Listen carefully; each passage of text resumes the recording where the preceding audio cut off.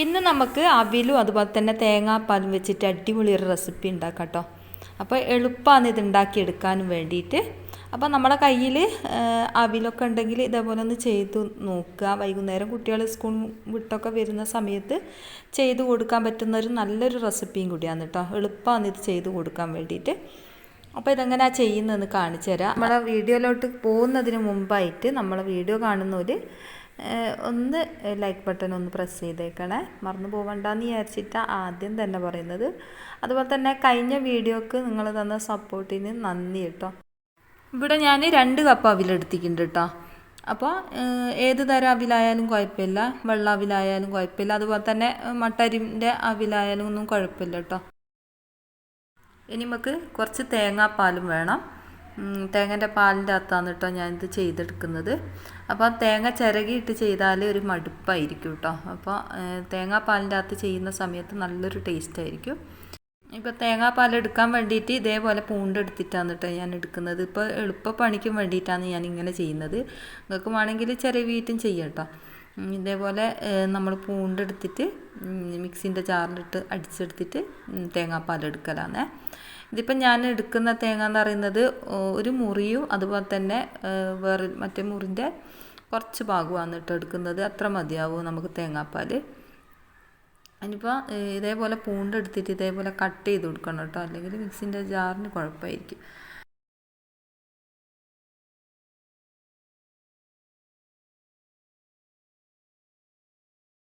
നമ്മളെ തേങ്ങാപ്പാൽ ഇവിടെ എടുത്ത് വെച്ചിട്ടുണ്ട്. ഇവിടെ ഏകദേശം 2 ഗ്ലാസ് വരെ തേങ്ങാപ്പാൽ ഉണ്ടാവും കേട്ടത്.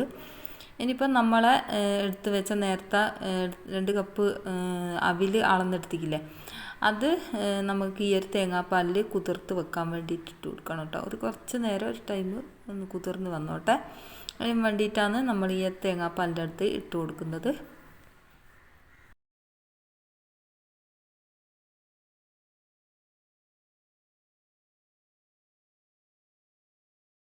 ഇത് നല്ലോണം ഒന്ന് ഇളക്കി കൊടുത്തിട്ട് നമുക്കൊരു സൈഡിലേക്ക് മാറ്റി വെക്കാം.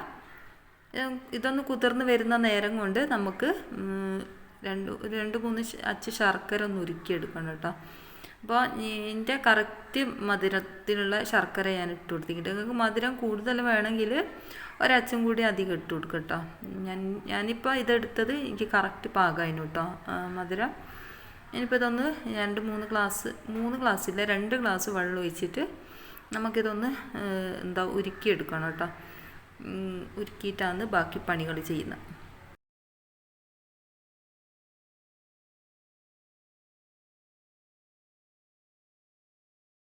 ഇനി ഒരു പാത്രം അടുപ്പിലേക്ക് വെച്ചിട്ട് നമുക്ക് കുറച്ച് വെളിച്ചെണ്ണ ഒഴിച്ച് കൊടുക്കാം. എന്നിട്ട് ഇതിലേക്ക് കുറച്ച് തേങ്ങാക്കൊത്ത് ഇട്ട് കൊടുക്കുക കേട്ടോ. ആദ്യം തന്നെ ഒന്ന് മൂത്ത് വന്നോട്ടെ തേങ്ങാക്കൊത്ത്. നിങ്ങളെ കയ്യിൽ നെയ്യുണ്ടേ അത് ഇട്ട് കൊടുത്താലും മതി കേട്ടോ. ഞാനിവിടെ വെളിച്ചെണ്ണയാണ് ഒഴിച്ച് കൊടുത്തത്. ഇപ്പോൾ അതൊന്ന് നല്ലോണം ഒന്ന് ചോന്ന് വന്നോട്ടെ.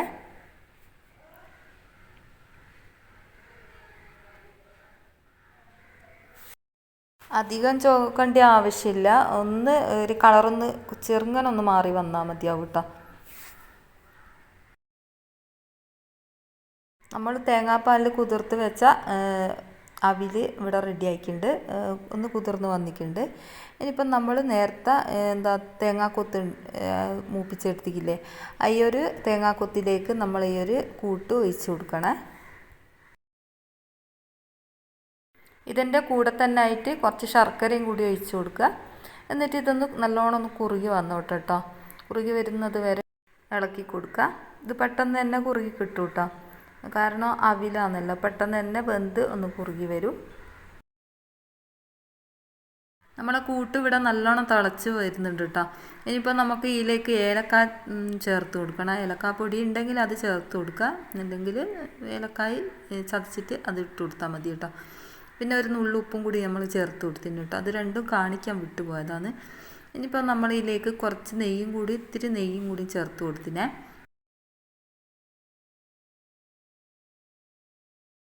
ഒരു 5 മിനിറ്റ് നമ്മൾ ഇത് ആക്കുന്ന സമയത്ത് ഇതേപോലെ ആയിട്ട് കിട്ടും കേട്ടോ. ഇതാ കണ്ടില്ലേ, ഏകദേശം ഒന്ന് കുറുകി വന്നിട്ടുണ്ട്. ഇനി നമുക്കിത് നല്ലോണം കുറച്ചൊന്ന് ഒന്നും കൂടി മുറുകി വന്നിട്ട് വാഴൻ്റെ ഇലയിൽ സെറ്റാക്കാം.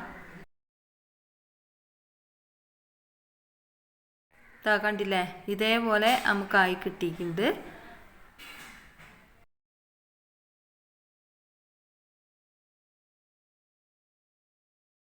ഇനി നമുക്ക് ഇതേപോലെ ഒരു വാഴൻ്റെ ഇല എടുത്ത് വെച്ചിട്ട് ഇതേപോലെ ഒന്ന് ഇട്ട് കൊടുത്തിട്ട് അതുപോലെ ഒന്ന് ഷേപ്പാക്കി കൊടുക്കുക.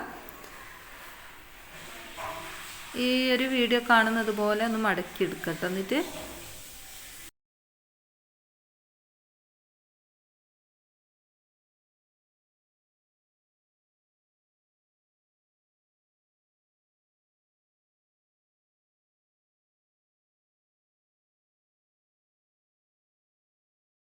ഇതേപോലെ ഞാൻ മടക്കി എടുത്തിട്ടുണ്ട്.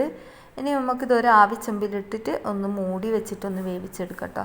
ഞാൻ ഇതേപോലെ ഷേപ്പാക്കി കൊടുക്കുന്നുണ്ട്. എന്നിട്ട് നമുക്ക് ആവിച്ചെമ്പിലിട്ടിട്ട് ഒന്ന് മൂടി വെച്ചൊന്ന് വേവിച്ചെടുക്കാം. മുഴുവനായിട്ട് ഞാൻ ഇതേപോലെ ചെയ്തെടുക്കുന്നുണ്ട് കേട്ടോ. നമ്മൾ മുഴുവനായിട്ട് ഇതേപോലെ ആക്കിയെടുത്തിട്ടുണ്ട്. ഇനിയിപ്പോൾ ഇത് നല്ലോണം ഒന്ന് വേവിച്ചെടുക്കുക. അധികം നേരം വേവേണ്ട ആവശ്യമില്ല കേട്ടോ, കാരണം നമ്മൾ അടുപ്പിൽ വേവിച്ചെടുത്ത സംഭവമാണല്ലോ. അതുകൊണ്ട് തന്നെ നമുക്കിത് കുറേ നേരം വേവിക്കേണ്ട ആവശ്യമില്ല. അപ്പം നമ്മളെ റെസിപ്പി ഇവിടെ അടിപൊളിയായിട്ട് തന്നെ കിട്ടിയിട്ടുണ്ട്. നല്ല ടേസ്റ്റാണ് കേട്ടോ. ഈ ഒരു വാഴൻ്റെ ഇലയിൽ നമ്മൾ ഇതേപോലെ ആക്കിയെടുത്തരാം. അപ്പോൾ ഇതേപോലെ ഇങ്ങനെ കോരി തിന്നാൻ കഴിയും കേട്ടോ. ഇത് നല്ലോണം തണുത്ത് കഴിഞ്ഞാൽ നമുക്കിത് മുറിച്ചെടുക്കാൻ പറ്റും. ഇതിപ്പോൾ ചൂടോടൊക്കെയായിട്ടാണ് കേട്ടോ ഇത് നല്ല സോഫ്റ്റായിട്ട് നിൽക്കുന്നത്. അപ്പോൾ ഇങ്ങനെ ചെയ്യാത്തവരുണ്ട്, ഒന്ന് ചെയ്ത് നോക്കുക കേട്ടോ. നല്ല ടേസ്റ്റാണ്.